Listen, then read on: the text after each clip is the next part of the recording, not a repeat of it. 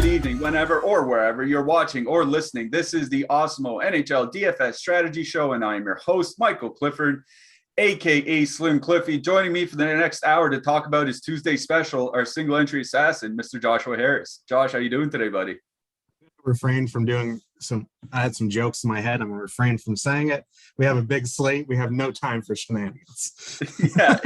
We're assuredly gonna land into some jokes along those lines a little bit later in the show. So we'll just hold off on those for now. Before we get too much further, just want to thank Yahoo Fantasy. They are our sponsor, have been our sponsor the entire season. They've been very good to us. You guys should be playing over on Yahoo Fantasy. We have a little giveaway from them to talk about a little bit later, but thanks to Yahoo. And I see nearly 50 people down to 40 in the chat. If you guys could give us a thumbs up, click that like button, it will really help us out. Click the subscribe button as well, help us grow this channel, keep these shows coming on a regular basis, and make sure you click the bell so you can get alerts and notifications whenever we do go live. All right, let's talk about last night's slate real quick.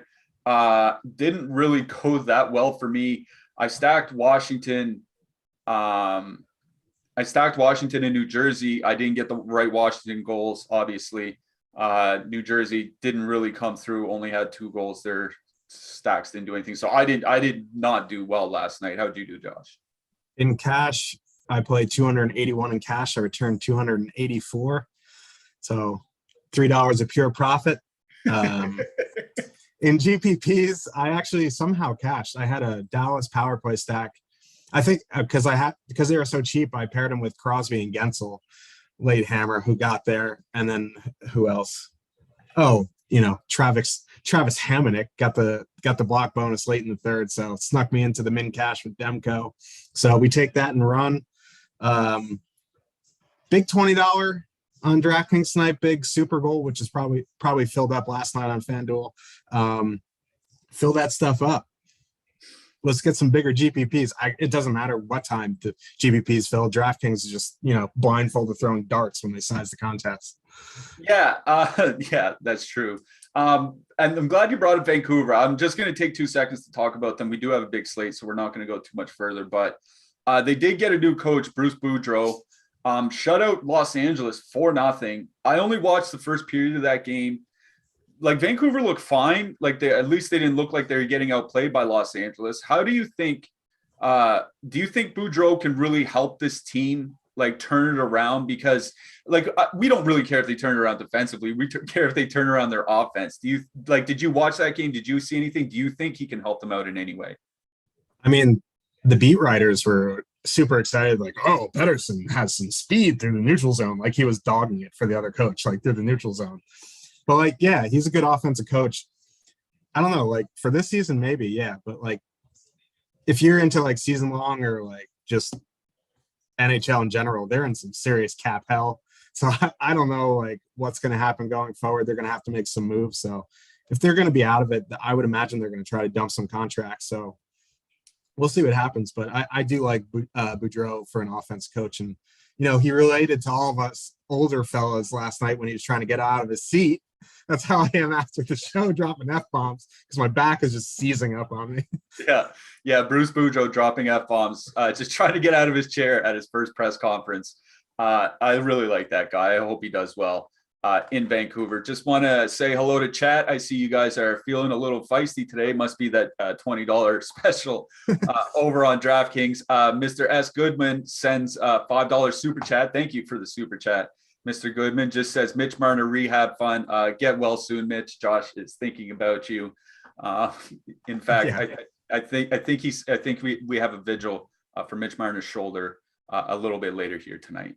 I see 60 says took down the $500 clapper with Anaheim 1 and Pitt 1. I appreciate that, Josh. I also want to shout out Jake because you and Jake did the show yesterday, and Jake I remember him being pretty adamant about staying on Pittsburgh 1 last night, and I think you were as well. Basically, that Seattle's fine defensively, but their goaltending is a horror show, and that just kind of proved it true last night.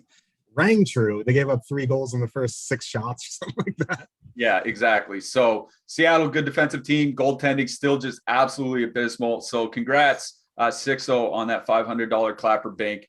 Hopefully we can win some money because, like Jake mentioned, there is a big contest over on DK here tonight. And before we get going through, just one more time, if you guys could just like and subscribe, click that bell to get alerts when we do go live, and check out what we have up on the site today. My Awesemo Power Plays article is up on the site, free to read. So you don't have to be an Awesemo member to read it. I just go through some of my favorite options for tonight's slate. We also have free premium tools and data up on the site. We usually do almost every day, today being no exception. We have NBA player rankings and we have NHL player rankings, both up on the site. So check us out, see what we have to offer. And if you like, maybe you'll want to subscribe with us. I see some people aren't very big fans of the Toronto Maple Leafs. So no better way to start this show than by talking about the Toronto Maple Leafs. They're hosting the Columbus Blue Jackets tonight. Columbus has a 2.5 implied goal total, while Toronto is at home with that 3.5 implied goal total. No Mitch Marner again tonight. Looks like, I mean, they say 3 to 4. I think they said about 3 to 4 weeks. So it's safe to assume after Christmas is when he'll return. They're going to leave Wayne Simmons up on the top line, but the coach said that, you know, Matthews is going to get a lot of different wingers here tonight. So, you know, maybe Kasha jumps up there. Maybe you'll see some David Kampf jump up there.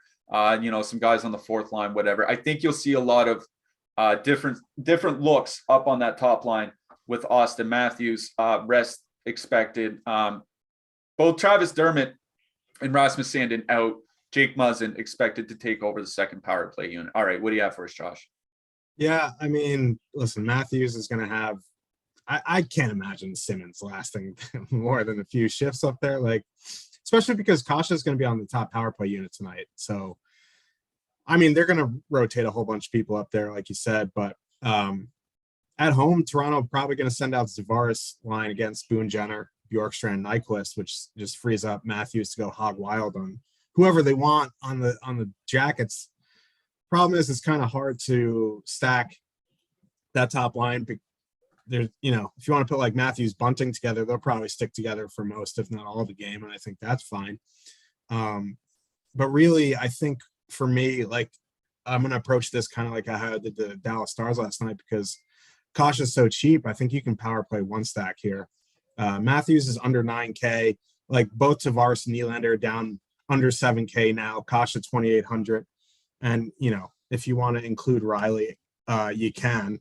He's 5,400. That price really is reasonable. His shot rate has come up a little bit in the past few weeks. That's about as nice as thing I'll say about Morgan Riley. So I think, you know, for a full line, I think I'll go to that Tavares Nylander line for a full line stack. But I think, you know, their total has come up during the day even. So I think, you know, power play stacking is a very viable option on this 10-game slate. And, you know, again, it's not going to break the bank. Like, you don't have to, you know, jam in min price guys to fit them in like you normally would have to. These prices have come down a bit. So I think that is in play. On the Columbus side, I just, you know, 2.2 total maybe seems low, but like, even if it was 2.5, 2.6, it might be tough for me to get anything in like full stack wise. Like, I don't mind Roslovic at 2,800 or Roslovic Domi if you're getting like really expensive, you need a 2-man, but you know, there's going to be other cheap spots that I like. So I'm probably going to be out pretty much on the Jackets tonight. Yeah, that's kind of my take on Columbus here is like, there are a couple lines I do like, but they're just at roughly the same price and in a worse spot with other lines that I like better. So like, it's another one of those things where if somebody says, I'm playing Columbus 1 tonight, do you think that's fine? I'd say, yeah, I think that's fine. It's just not something I'm approaching because I think there are other better spots elsewhere on the slate. So this is a Toronto game for me. I brought it up in our Discord, what Austin Matthews' numbers have been without Mitch Marner or William Nylander on his line the last couple of years. And quite frankly, they're not good. 51% shot share, underwater by scoring chance share. Like, underwater by scoring chance share for an Austin Matthews line is just horrific.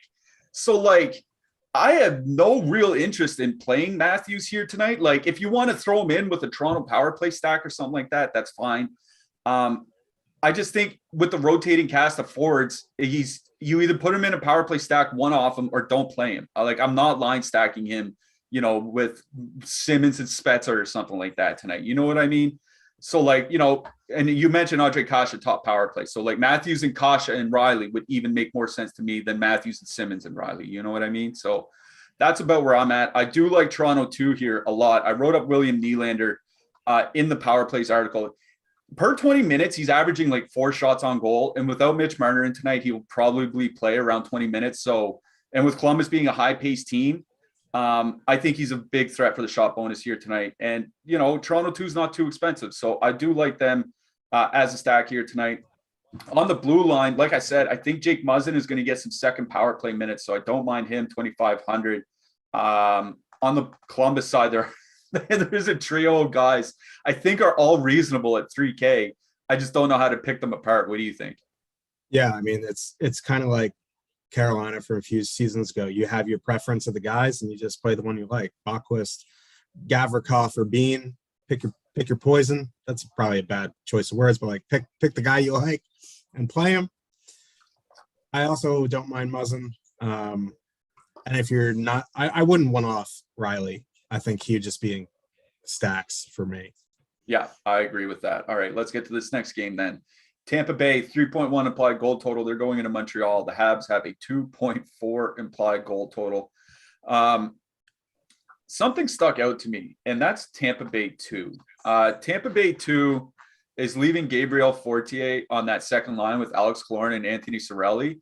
And I did a little digging on Mr. Fortier here, and it seems he's an excellent two-way forward. Like, coming up, they're expecting him to be kind of like the next Palat type. You know what I mean? A guy that can put up 50 points with good defensive numbers. So that tells me that Tampa 2 line, it should be pretty good here tonight. And 2 of those 3 guys are on the top power play unit, and you see that high implied goal total here for Tampa Bay. So I kind of like Tampa 2 here. What do you think, Josh?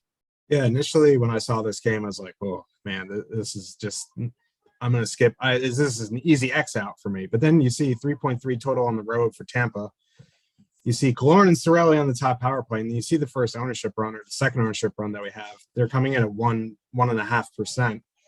So, I mean, like, it's just so hard to stack Tampa right now with all the injuries. But at least Killorn and Cirelli have played consistent minutes together. They're both on the power play together. Montreal takes a lot of penalties. They have a bad penalty kill. So, and the price is reasonable. It's only $9,500 for the 2 of them. You want to put in Fortier, you can. He's been priced. I don't think it's necessary. But, you get those 2 under 10K at 1% on the top power play at 3.3 total on the road against bad team. I think, the stars are lining up for that one. I don't think I would want to play Plot Stamkos just because Stamkos over 7K, and they're going to get, the only Montreal matchup that can maybe, fasten their seatbelts for a full game. I don't know.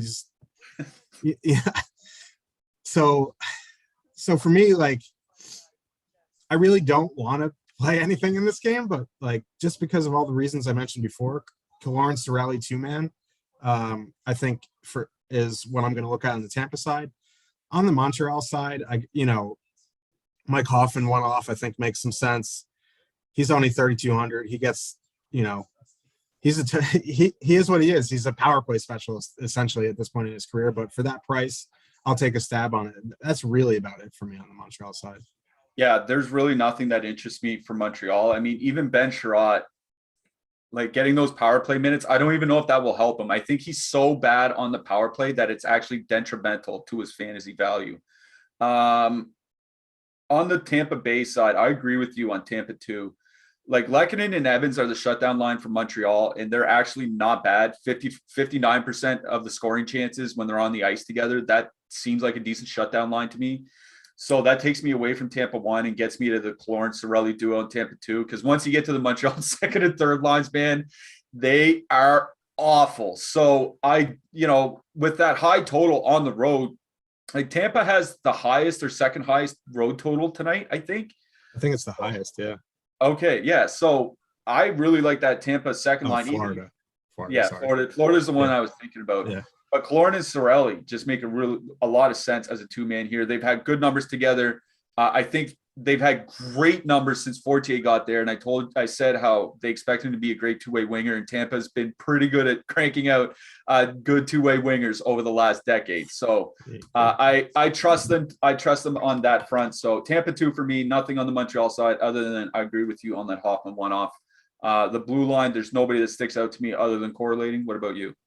I don't mind Ryan McDonough as a one-off. But really, other than that, like if you want to go to Romanoff for min price, I guess. I mean, there's only so many people down at 2,500 if you need somebody, so you just got to mention it. Yeah, we should mention Cale Clegg was picked up by Montreal, but he's on the third pair, and like they still have Ben Sherrod on the power play, so he might be third pair, no power play. That just doesn't do anything. So. Yeah.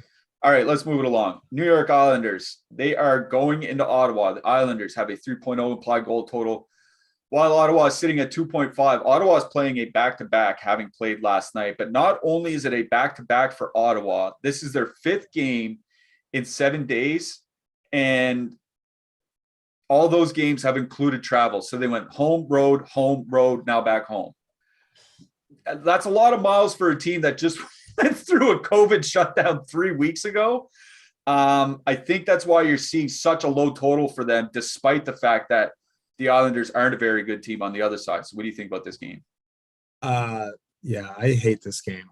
Like we have to talk about it. The Islanders have a 3 total road. Like I wish there was like a line that I want to use, because I probably, and correct me if I'm wrong, I would imagine the Norris Tkachuk line going to see not the Barzal Lee line. Yeah, but I mean, the thing with the Islanders is like, that's probably right, but the Islanders just haven't been that good defensively regardless of the line.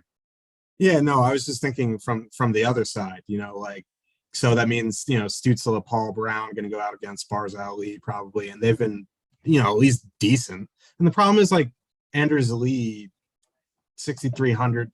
Like, I don't want to pay 6,300 for Anders Lee tonight. You want to go down the second line going against Norris Tkachuk? Like, sure, but like, if it's like JG Pajot, Palmieri, Beauvillier, that line is just awful. They're high event defensively. It makes me want to have more interest in the Ottawa side. But then Ottawa's 5 games in 7 days, and you see the Ottawa top line coming in at 12, 13%. Like, I just don't want to play a 13% line in a 2.5 total playing 5 games in 7 nights. So, I think, if you want to one off like a Wallstrom or, a Stützle, I think that's fine. But like realistically, I don't really want to have anything from this game, especially 1 to 3. The more lineups you make, obviously you can start throwing them in just a little bit. Like in a vacuum, Ottawa want to be my favorite line, but like with the ownership and all the travel and all the games, like I'm going to be underweight on this game as a whole. Yeah, we should mention Ottawa 1 negative and 2 actually negatively leveraged by our top stacks tool. I just checked the matching from their last home game, and they did send out Tkachuk and Norris against the top line, but that's something that's changed. It seems almost like every 3 home games. I just don't think the matching really matters that much, whether it's the top line or second line in this game. I wanted to point out that Lee and Barzal have been getting a little bit better over the last month. 52% shot share, 31 scoring chances per 60 minutes. That's considerably better than they did in the month of October. And with Dobson, pretty reasonably priced at $4K, I think there's an argument to be made for the Islanders top line here tonight. We have them positively leveraged by our top 2 stacks. It's just Anders Lee has 4 points on the season, and he's priced at like 6,300 or something like that. They just feel overpriced for what they've done so far this year. So you're playing them purely because of matchup, not because they've been good this season. And that always worries me. I think for this game, I'm not going to be stacking much. The stack I like the most is the Islanders top line. But I don't think I'm going to be using them in my 5 lineups. I do like Noah Dobson on the blue line. Nikita Zaitsev and Artem Zub, both super cheap as well. What do you like, Josh? I agree with all that. It's really about it. Like normally I'd say Pelech or Mayfield, but minutes have been weird with the Islanders defensemen. So Dobson getting the power play time is probably your safest bet. Yeah, do like some Dobson, and Zaitsev on the other side is fine for me as well. Get access to all the great Awesemo Plus tools and content for nearly every DFS sport out there with an Awesemo Plus weekly pass for $29.95. This includes full access to all the premium content and tools on Awesemo.com, including player projections, ownership projections, our premium Discord, our lineup builder, and a whole lot more. If you're a new user of Awesemo Plus Platinum, then you can take advantage of our promo code that we have for this show, and that promo code is NHL Strategy Show, all capital letters, all one word, NHL Strategy Show for 25% off your first week of Awesemo Plus Platinum. You can find the link to activate this coupon in the description of the video below. Of course, if you're only looking to play NHL DFS, then you can sign up for one of our Awesemo Plus NHL packages for as low as $3.95 a week. Stop guessing, start winning. Join Awesemo Plus today. That's NHL Strategy Show, all caps, all one word, for 25% off your first week of Awesemo Plus Platinum. All right, let's move it along to our next game. Nashville, they have a 2.8 implied goal total. They're going into Detroit. The Red Wings have a 2.6 implied goal total. No Tyler Bertuzzi for Detroit again here. And when I was looking up their line numbers without Tyler Bertuzzi, boy, they're bad.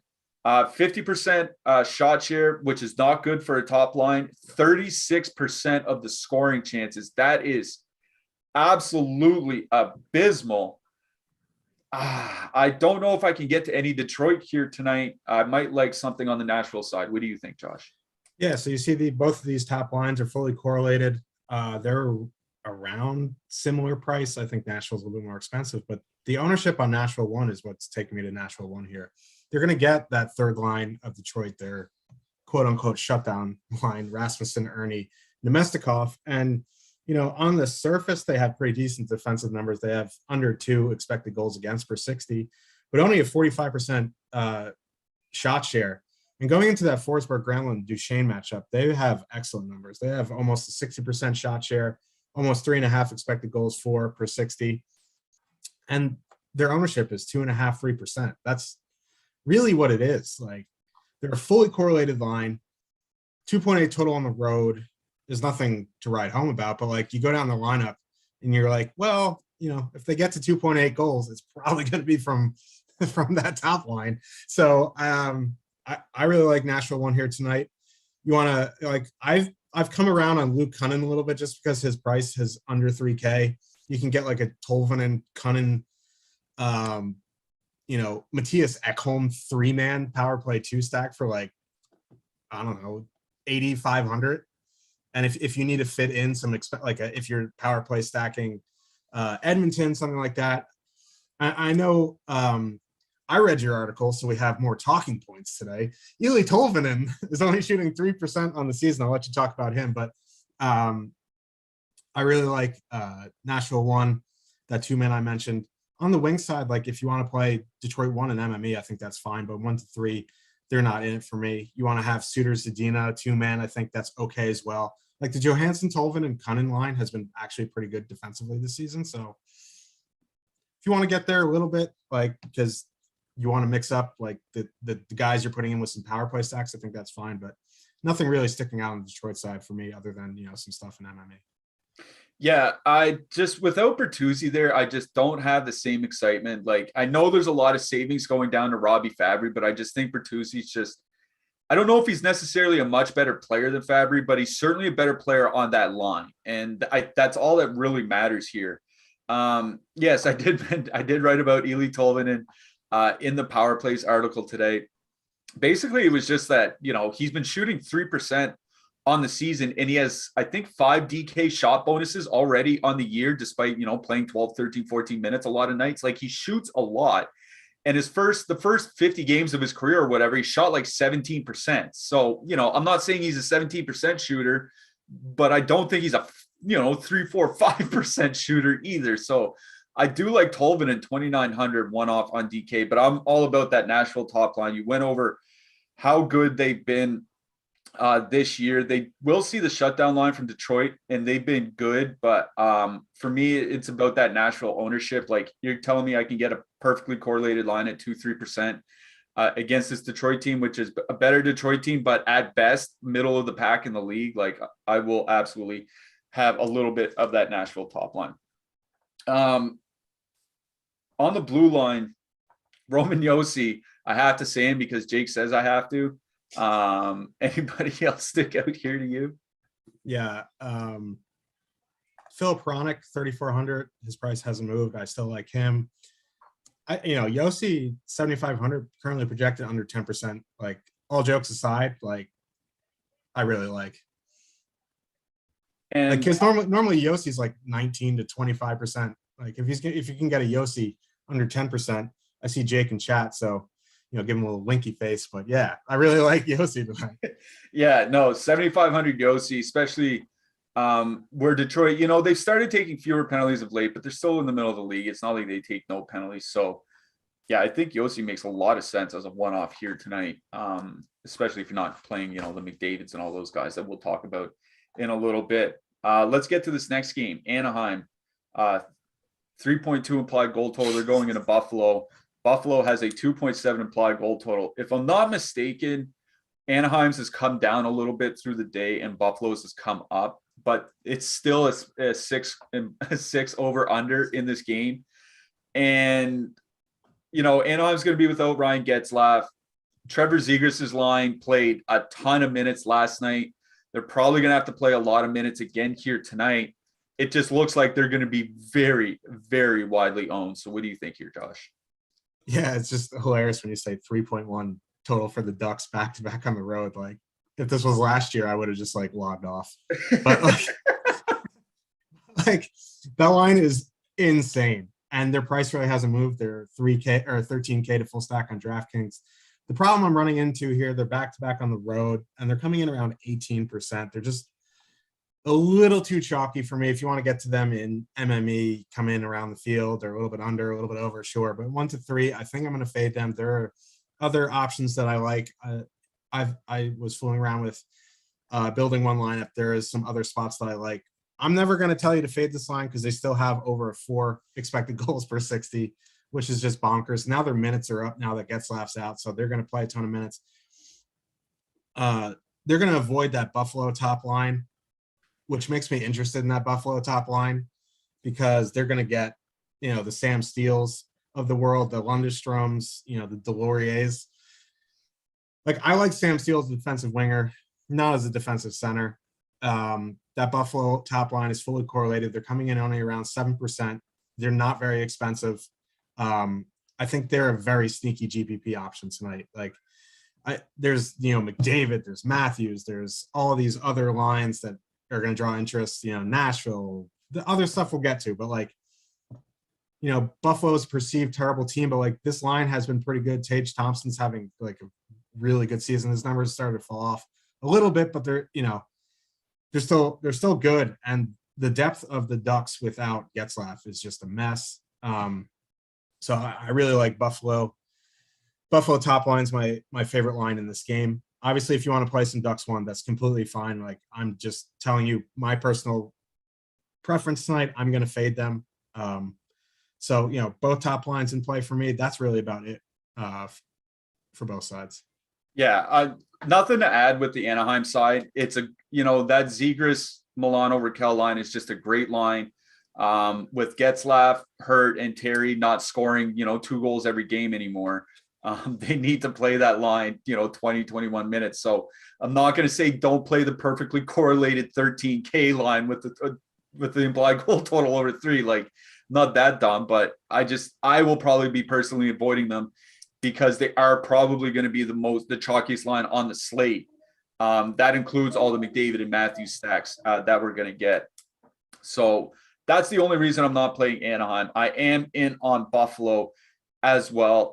Their numbers have started to slide a little bit, but it's been more defensive than offensive. They're still scoring, they're still generating. It's just their defensive numbers are starting to get bad, which I think, that's kind of to be expected as the season wears on.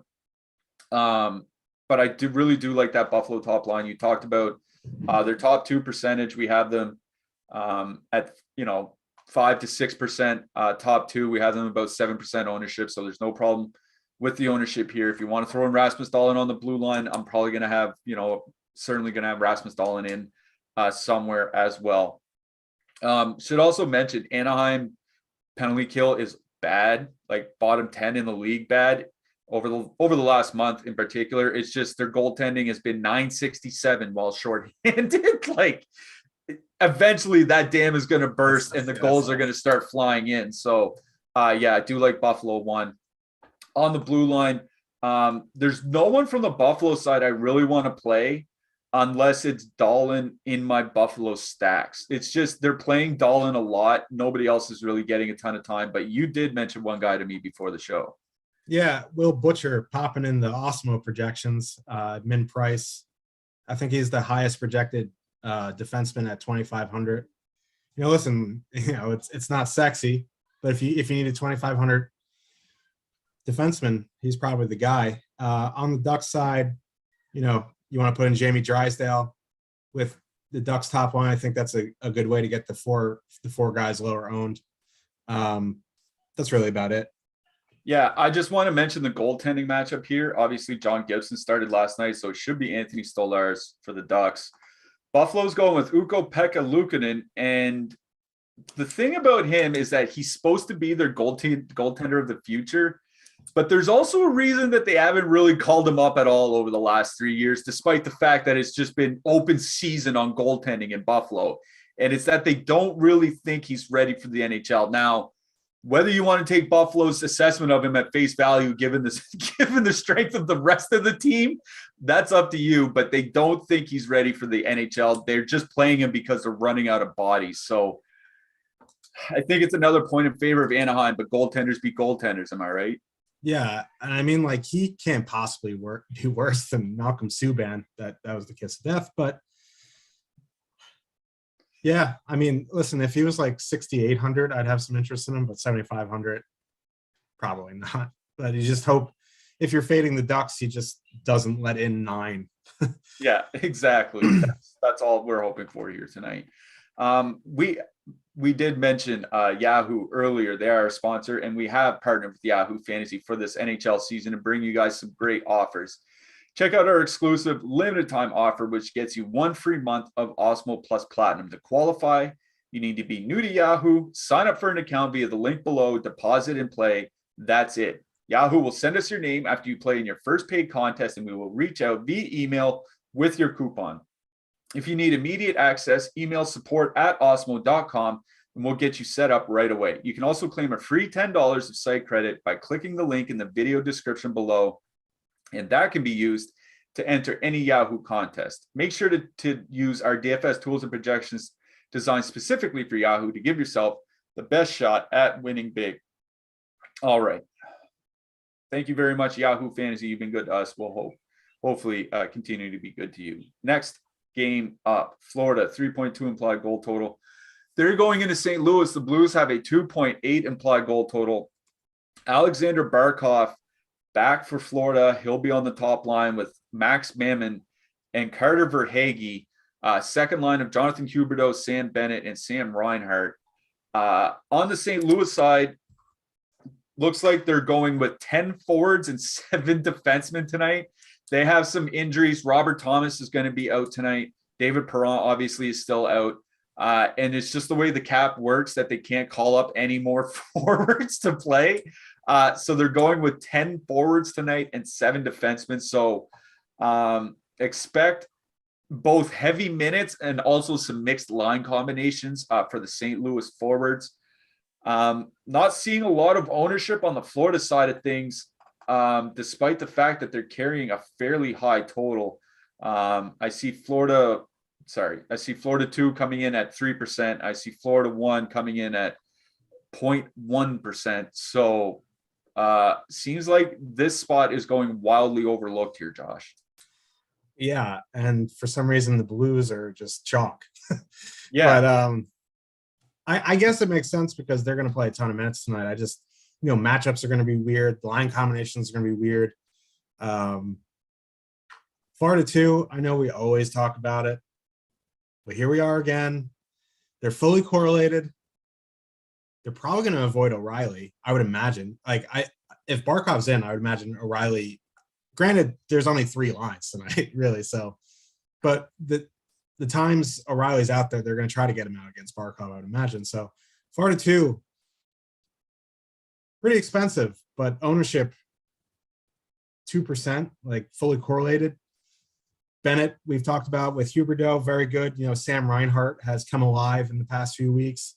Listen, it's one of my favorite spots of the night. Again, I feel like a broken record every time I talk about it, but it's true. I think I want to see another run on ownership on this top line, because if Barkov is like under 3%, something like that, I don't mind like taking some stabs on a Barkov one-off, or even like Barkov or Hagee. Like the thing is, like he is coming back from injury. He's 7,900. He's pretty expensive, this and that. But in GPPs, I think you definitely take some stabs. And then on the blue side, I'm not sure I want to, play Ryan O'Reilly at 18%. We'll see where the ownership goes. I think I probably go with Kyrou, Shen, Tarasenko. They're correlated, at least on paper. You know what I mean? Like they're going to mix and match line mates here, but, they're all power play 1. Their ownership's like 12, 13%. Shen's only 3,500. So even if he gets jumbled around with only 3 lines plus 1 guy, he's still going to be probably around 18, 19 minutes, you would think. So like, I get why the ownership is high on the Blues. Personally, I wish it was lower, because I maybe want to play them a little bit more, but like with Florida getting healthy, with Forsling back, it's not the best spot. Like, I don't know.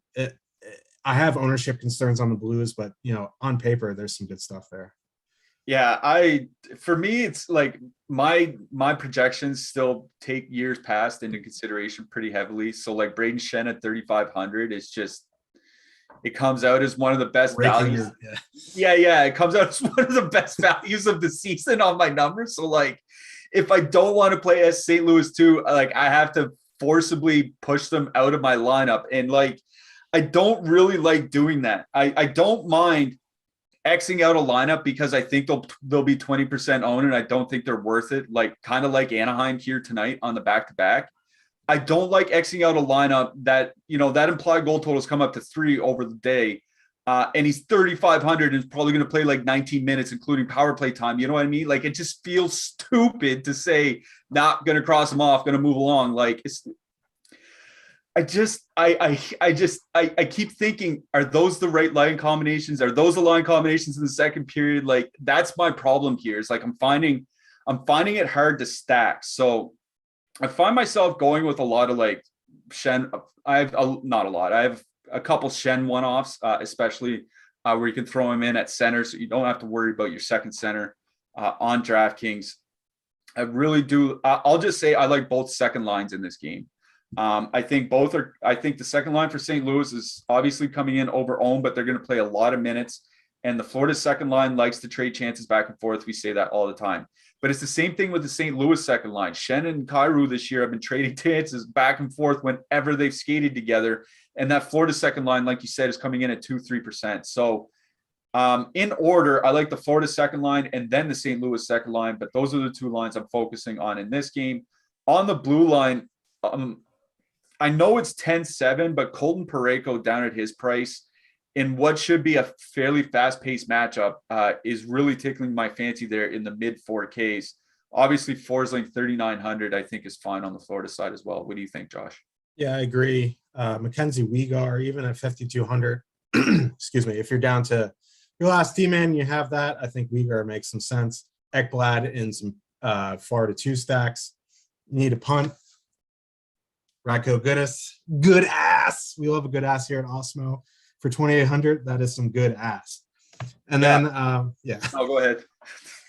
I lost my train of thought after that. No, it took me a second to click in what you said, and I was like, oh my God, he did it. No, I was just checking chat, and just to talk about the goalies real quick, they said play Husso, 45 saves. Now, obviously, that's kind of a joke, but Florida is one of the higher shot volume teams in the league. It's just that we don't know if Husso is necessarily a good goalie, but he's 7,400 at home.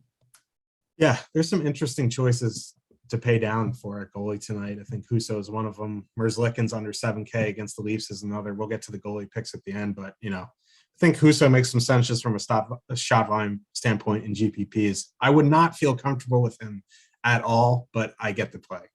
Yeah. I wouldn't feel comfortable with him either.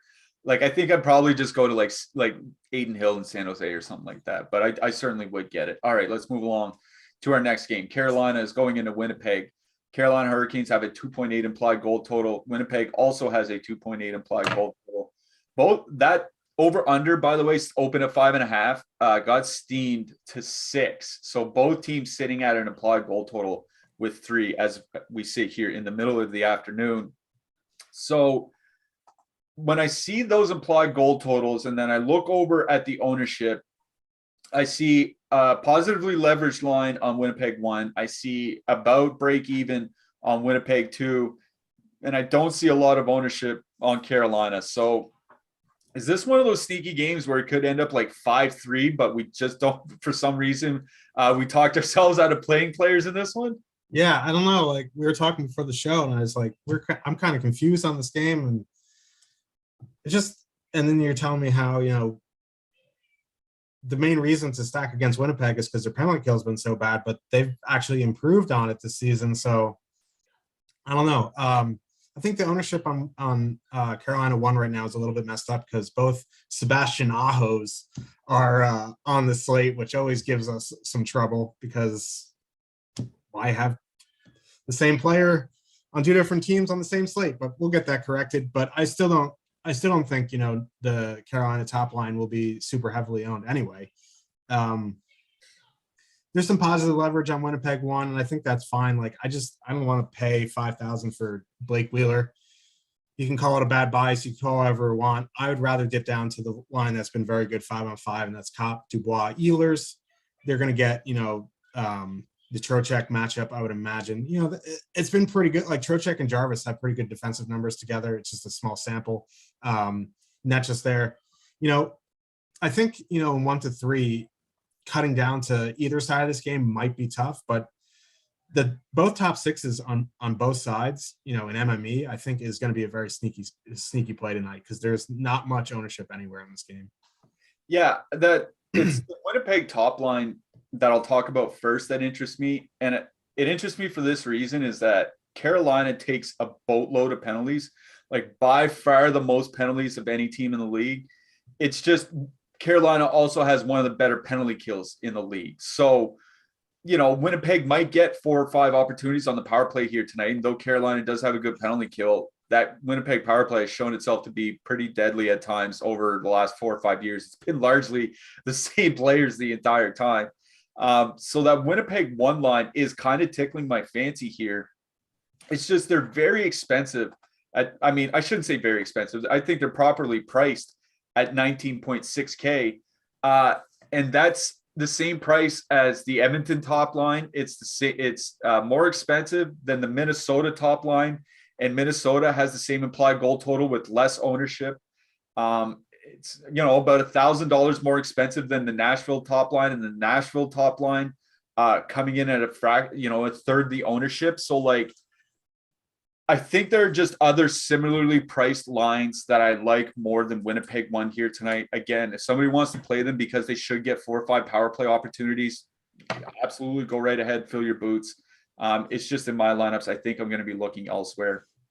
I do like Carolina 1 though here. Svechnikov and Aho and Teravainen, 60% shot share on the ice here together, both playing the power play. Winnipeg's penalty kill has improved, but it's still the middle of the league. It's not a Carolina-esque penalty kill. It's middle of the league. So Aho, Teravainen, I think, make a nice 2-man throw-in Niederreiter if you want to make that full line stack. So both top lines here out of this game, but I will say I like the Carolina top line a fair bit more. On the blue line with Neil Pionk suspended from Winnipeg, I suspect it's going to be Nate Schmidt running the top power play unit because he was running it earlier in the season. Jacob Slavin all the way up to 5,600 now.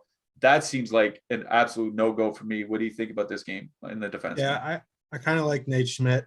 Brendan Dillon still min priced. We were talking about before the show, like Yeah, he shouldn't be 2,500. It should, I mean, like, should be 28, 2,900, which doesn't seem like a big deal, but like when you're trying to jam in price guys, like you find yourself just keep clicking in Brandon Dillon. Brady Shea, 3,100 is a fine one off as well. Ethan Bear, if you want to dip down to another min price guy, if he's in. Yeah, I also do like Connor. We both like Connor Hellebuck as a Yes. goalie in this game. All right, let's get to this next one. New York Rangers, 2.8 implied goal total. They're going into Chicago. The Blackhawks have a 2.7 implied goal total. I wrote up the Rangers in my Power Plays article today, specifically the top line, because, Capo Caco has made that line better since they've gotten there. It's just Zibanejad's been, let's just say, inconsistent at best this season. So it just seems like it's a matchup of two bad defensive teams and no Igor Shesterkin. So like goaltending isn't really a concern either. It's just a 5.5 total. I just don't get it. Why don't you make this make sense to me, Josh? You don't. Did you watch their game the other night when we played Rangers 1? Yes. Like, I'd rather watch paint dry sometime than trying to watch Mika Zibanejad like play 5-on-5. Oh. He's Anyway. 7K. Like, why is he 7K? It's like Anders Lee. Anders Lee has 4 points this year at 6,300. Like, why? Yeah. I will say, like, the Taves, Kane, Hagel line has left a lot to desire defensively. So, like, I get the play, and you always mention it, like, Chicago hasn't got better defensively. They've just had really good goaltending. So, listen, I get the Rangers 1 play. I don't know if I can get there personally 1-3. At their ownership percentage in MME, you don't need much to get over the field. You want to go to Strome Panarin, I guess that's fine. But like Kirby Dach, Strome, DeBrincat has surprisingly decent defensive numbers. The line, again, that I like the most from the Rangers, at least from a 5-on-5 perspective, is that third line. They've generated a lot of chances. They've been high event both ways. I mean, I think, Kubalik makes for a very interesting one-off tonight because, man, that third line is high event. But Hito Lafreniere, 2-man, 5,500 for the two of them. Listen, I'm gonna go to that line until they start getting priced up when I need cheap 2-man because, they've been generating a ton of chances. They just haven't been able to score. It's going to come eventually, or it won't. But like for 5,500, if you get a shot bonus, I think that'll pay off at the price. So I get the Rangers 1 play. You want to go there, that's fine. For me, I'll take some chances on some Rangers 3, not heavy. If I'm power play stacking Edmonton, my 1-3, I'll consider Lafreniere, Hedl as 2-man. Taves, Kane, 2-man, sure. Like the Rangers are a completely different team without Igor. Like Georgiev is a good goalie, but he's nowhere near the goalie that Igor is. So I think there is some stuff to like on the Blackhawks side. It's just tough to full stack them. They just haven't been great either. Yeah. Should mention Connor Murphy out for Chicago tonight, so I'll probably make him a little bit worse defensively as well.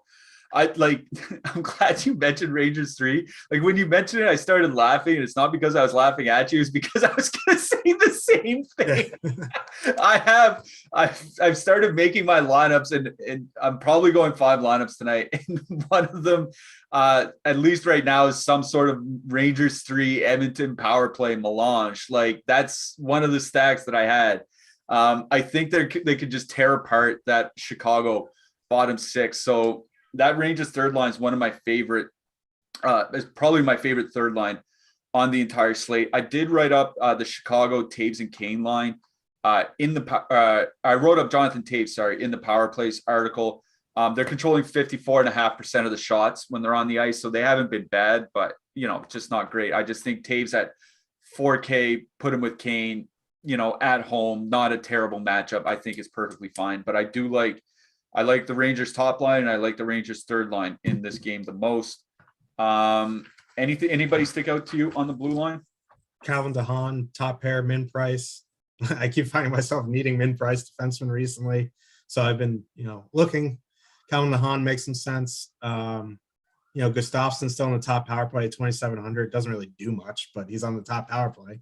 On the Rangers side, outside of Fox and Trouba, the guys are really cheap, but they really don't do much. So not really. Yeah, I do like Trouba as well here tonight. We have an Awesemo Hall of Fame here where we like to celebrate all of our winners. And if you want to get into the Awesemo Hall of Fame, this is how you do it. You download the Awesemo avatar from awesemo.com/avatar, place in the top 3 of a contest with at least 5,000 contestants, and tweet the wins to the Awesemo Hoff account on Twitter. That's Awesemo HOF on Twitter.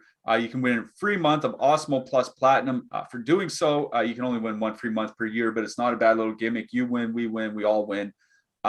Get into the Awesemo Hall of Fame. You'll see some of the winners jump up on the screen. You see Kylo P21 just taking down $50. New says new subscriber, took down 2 100-man tournaments. Good for him. We had Nathan Joyce. Jake talked about him yesterday on the show. One of our editors says he didn't have time to do a lot of research, so he threw something together with the tools, took down a 2nd place for 250. You see our help 24, 20K 2nd place. So lots of winners.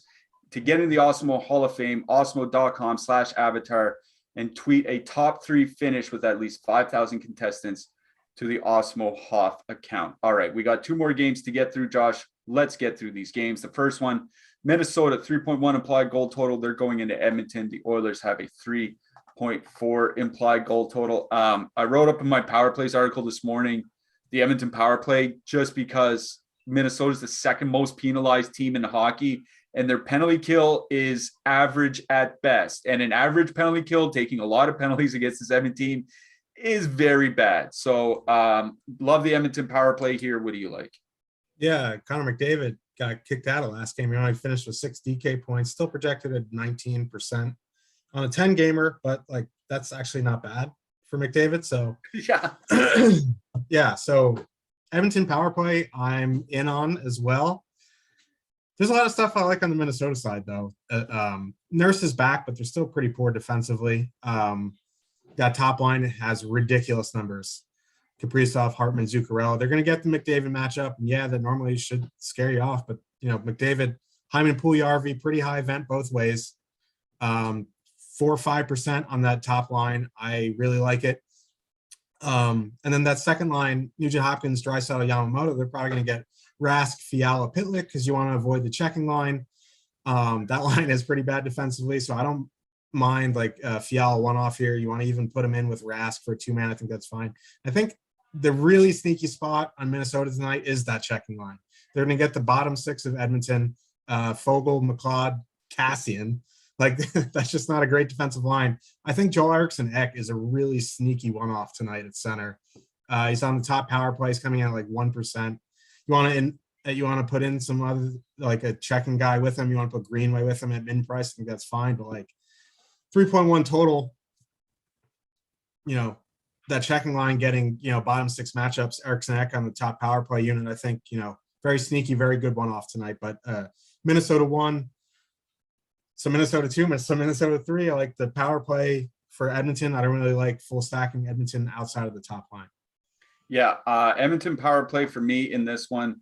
I like that call in the checking line. That didn't really cross my mind. That is a pretty good call on Eriksson Ek, but I do like that Minnesota top line as well, just because they're coming in at half the ownership that they probably should be. So, Minnesota 1 for me.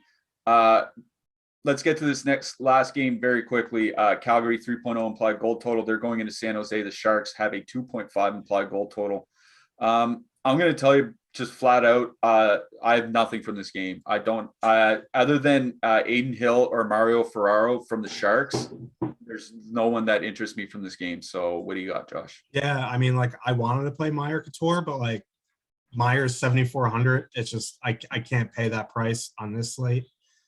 Second line leaves a lot to be desired recently. If you want to get to some stuff on the Calgary side, I think, Calgary won at 3% and MME makes some sense. Mangiapane, Backlund 2-man makes some sense in some MME, but in 1 to 3, there's really nothing I want in this game outside of the goalies. Yeah, I'll just mention if you're not playing like Edmonton or Toronto or whatever, that San Jose top line pretty good leverage. You know, if you're playing 20 or 150, you're definitely going to want to sneak them in. But yeah, nothing for me other than maybe Mauro Ferraro or Aiden Hill out of that game. All right, we got to get out of here. I'm going to ask you for your hat trick picks and your goalies. I wrote up Connor Hellebuck in the Power Plays article. I like him tonight. Also like Aiden Hill and Alex Nedeljkovic in net. My hat trick pick is Mr. Billy Nylander. Who you got? I like Aiden Hill as well. I like Hellebuck. There's some cheap guys. Like, I think you have to consider taking Merzlikins for the shot volume. Saros as well. And my hat trick pick is Ryan Hartman. Woo-hoo-hoo-hoo! Ryan Hartman. I love it because I love that player. Yeah, I love it. All right, Ryan Hartman, William Nylander, your hat trick picks. We got to get out of here. Coming up next, you're going to have the No House Advantage NBA Strategy Show with Eitan and Terry. So if you want to get your NBA on, stick here. We'll be back tomorrow. So for Tyler, for Josh, we'll see you in 23 hours.